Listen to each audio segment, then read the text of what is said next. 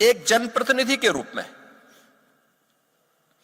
हम बेसिक शिक्षा परिषद के शिक्षकों के साथ बैठ सकते हैं, प्रधानाचार्यों के साथ बैठ सकते हैं, या गांवों में जाते हैं तो अभिभावकों के साथ बैठ सकते हैं।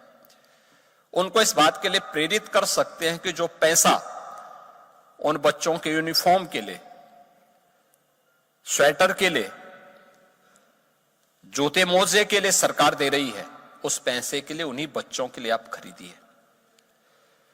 दूसरा, प्रदेश में हमारे जनप्रतिनिधियों ने, माननीय विधायक, माननीय सांसद, अन्य जनप्रतिनिधियों ने मिलकर के, प्रशासन के साथ मिलकर के ऑपरेशन कायाकल्प के अंतर्गत बेसिक शिक्षा परिषद के स्कूलों की कायाकल्प की। ज्यादातर विद्यालय में अच्छा इंफ्रास्ट्रक्चर उससे तैयार हुआ। कहीं फ्लोरिंग बन गई, कहीं स्मार्ट क्लास बन गए, कहीं लाइब्रेरी बन गई, बालक बालिकाओं के लिए टॉयलेट हो गए, पेयजल की व्यवस्था हो गई, और भी सुविधाएं मिल गई। यह समाज की सहभागिता, सरकार का इसमें कम था, जन सहभागिता ज्यादा थी, और यह कार्य हम और भी बृहद स्तर पर कर सकते हैं।